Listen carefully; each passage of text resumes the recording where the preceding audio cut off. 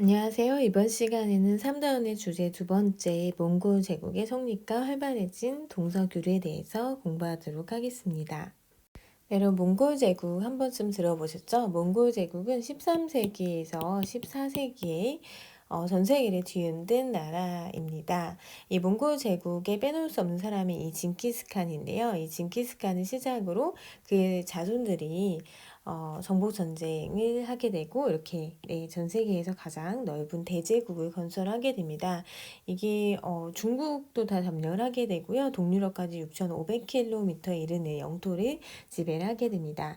이 몽골족의 원동력이 뭐냐 하면 바로 이 기마병이에 우수한 이 몽골은 굉장히 빠르게 전투를 했다고 하는데요. 이렇게 빠르게 이동하면서 전투를 할 수 있었던 배경에는 이 식량, 전투 식량이 좀 얘네가 들고 다닐 수 있는 편하게 이동할 때 소지할 수 있는 걸로 이루어졌다고 합니다. 원래 예전에는 군대가 이동을 하게 되면 이제 보급 부대라고 해서 군대도 밥을 해주는 부대가 따라가요. 근데 몽골은 보급 부대가 필요 없고 식량을 이렇게 손수 갖고 다녔다고 합니다. 지금 우리가 흔히 알고 있는 육포죠. 이렇게 고기를 말린 형태로 해서 갖고 다니면서 먹었다고 하고요. 그리고 이 말의 어떤 젖을 또 이용해서 술을 만들었어요. 이게 마유주라고 불리는 술인데 이런 부대에 담았다가 마시는 건데 이런 이게 뭐 알코올 도수가 높진 않고요. 그래서 수분을 보충하는데 또 도움을 주었다고 합니다. 그래서 몽골 제국 원동력의 빠른 기마 부대의 전술에 있는데 그때 또 식량이 우리가 지금 먹고 있는 이런 식량이 중요한 역할을 했다는 것을 알 수 있죠. 네, 그러면 몽골 제국의 형성과 중국 지배부터 살펴보도록 하겠습니다. 몽골 제국은 징기스칸이 유목민을 통합을 하게 돼요.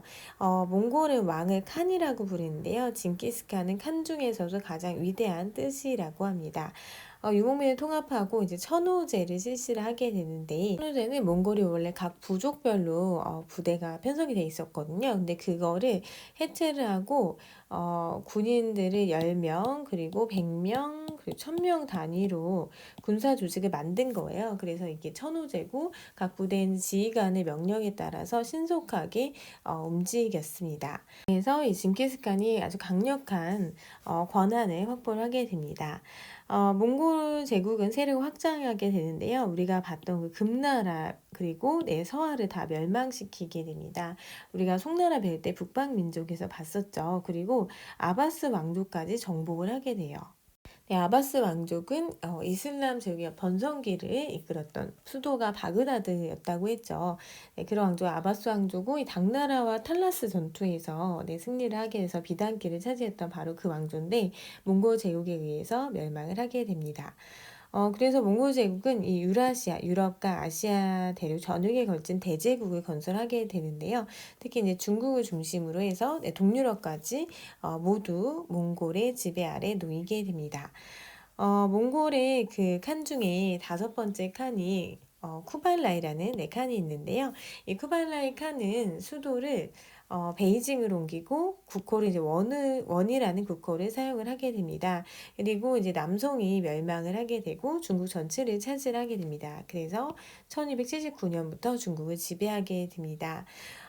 이 몽골 제국 같은 경우에는 원나라 말고도 다른 나라들이 좀 있었는데요. 그 나라들을 우리가 한국이라고 불러요. 그래서 뭐 이란국이 있고 킵차크 한국이 있고 차가타이 한국 이렇게 있는데 원나라가 근데 그 나라들의 중심이었다고 보시면 됩니다. 그리고 나머지 국가들은 형 동생으로 치자면 동생격이었고요. 몽골어로 울루스라고 해서 그 나라들을 부르기도 합니다. 그래서 뭐 이란국은 훌라구 울루스, 네, 뭐 주치 울루스 뭐 이런 식으로 불리기도 해요. 어쨌든 몽골 제국 그 원나라가 있고 그 주변에 여러 또 이제 울루스라고 불리는 그런 부족들이 또 지배하는 국가가 있었다라고 여러분들이 이해하시면 됩니다.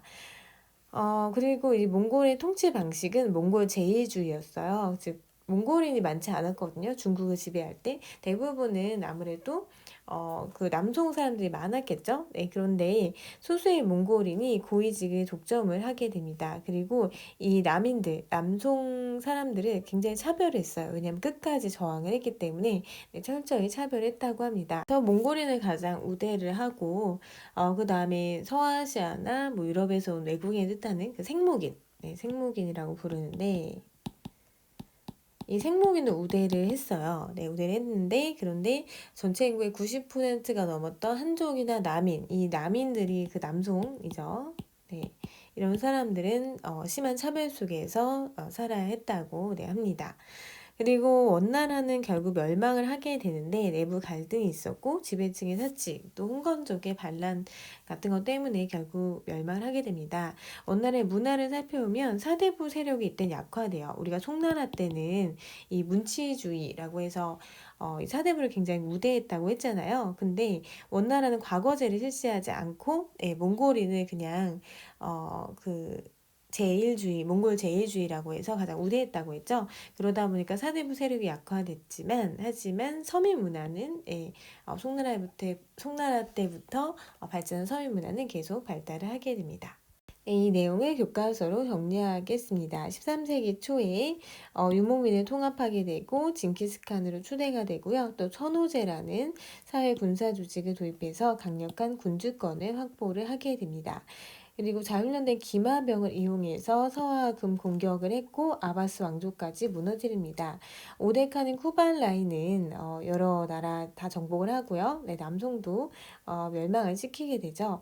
그래서 몽골 제국은 동쪽의 만주부터 서쪽의 폴란드, 헝가리 국경까지 세력을 뻗쳐서 유라시아 전역에 걸친 대제국으로 발전하게 됩니다.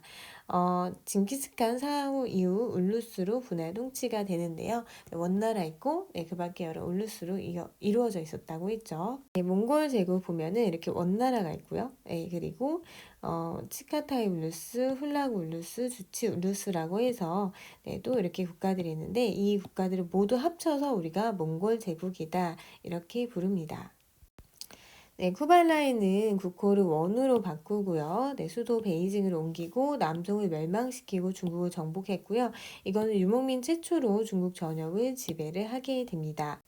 원나라는 다루가츠를 파견을 하고요. 그리고 중국의 전통적인 제도는 모두 받아들이지만 몽골 제일주의를 앞세웠어요. 그래서 민족을 차별적으로 대우를 하게 됩니다. 소수의 몽골인이 고위직을 독점하고 그리고 서방계의 생목인을 우대를 주지만 금의 지배를 있었던 한인이라든지 남송의 집에 있었던 남인 이런 사람들은 철저히 차별을 합니다. 쿠발라 이후 원나라는 어떤 분쟁 이런 게 발생을 했고요. 또 홍건적의 반란 이런 것으로 이 한족들이 계속 저항을 하게 돼요. 왜냐하면 자신을 차별했잖아요. 그러다 보니까 결국 이제 명나라한테 망하게 됩니다. 네, 원나라 초기에는 과거를 통한 중국식 관리 채용이 이루어지지 않아서 사대부들이 타격을 받고요. 그리고 경제는 하지만 계속 발달했고 서민 문화도 계속 발달하게 됩니다. 그리고 이제 어떤 연극의 형태인 잡극, 노래와 가사를 통해 극을 이끌어내는 잡극이 크게 유행하고 우리가 알고 있는 뭐 수호지나 서유기 이런 소설도 이 시기에 만들어졌다고 합니다.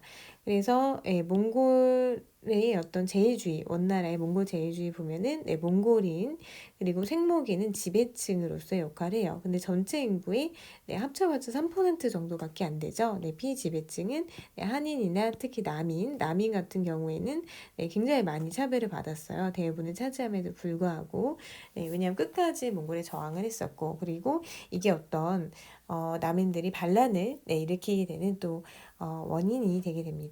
네, 활발한 동서 교류를 살펴보겠습니다. 몽골은 역참을 설치를 하게 되는데요. 방대한 지역을 다스리기 위해서 역참을 설치합니다. 네, 역참은 모든 구간에 약 40km마다 설치가 됐다고 하는데요.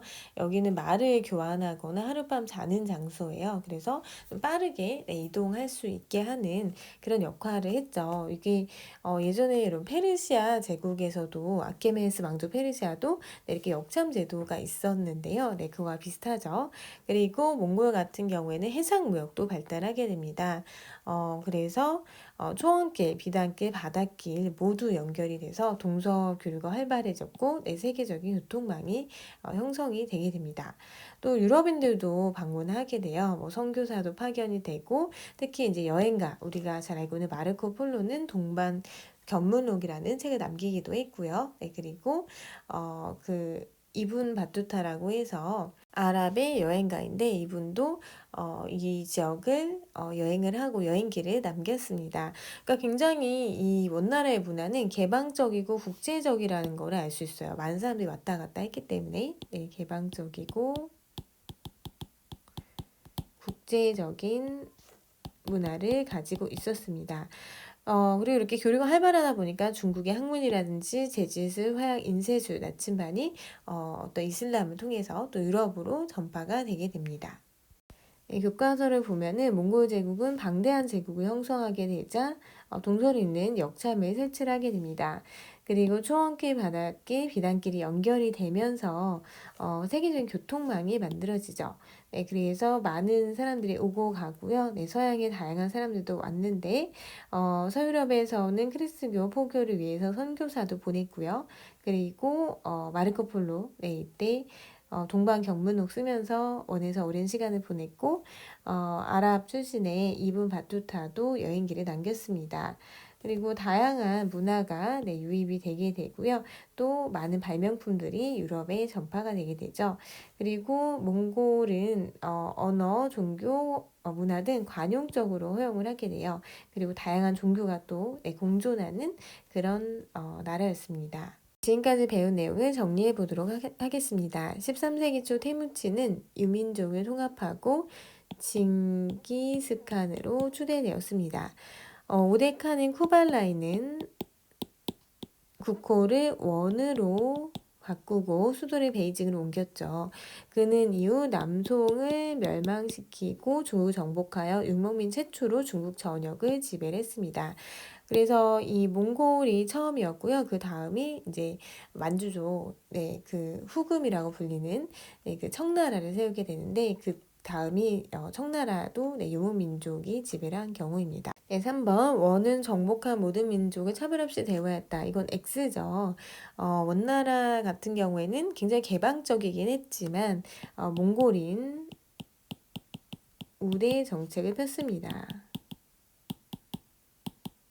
네, 그래서 철저하게 특히 남송인을 차별했다고 했죠. 그다음 4번 몽골 제국은 방대한 제국을 원활하게 통치하기 위해 동서에 있는 수많은 역참을 설치를 했습니다. 정비된 교통로를 통해 이슬람 상인을 비롯한 상인과 여행객이 왕래하였는데 이탈리아 상인 마르코 폴로는 원에서 오랜 시간을 보냈고요. 그래서 동방견문록이라는 책을 썼죠. 그리고 모로코 출신의 여행가 네, 이분 바투타도 원을 방문하고 여행기를 남겼다. 네, 이거는 맞는 설명입니다. 이번 시간에는 이렇게 몽골 제국까지 공부를 했고요. 다음에는 우리가 좀 지역을 바꿔서 이슬람권이 어떻게 변화하였는지 알아보도록 하겠습니다. 수고하셨습니다.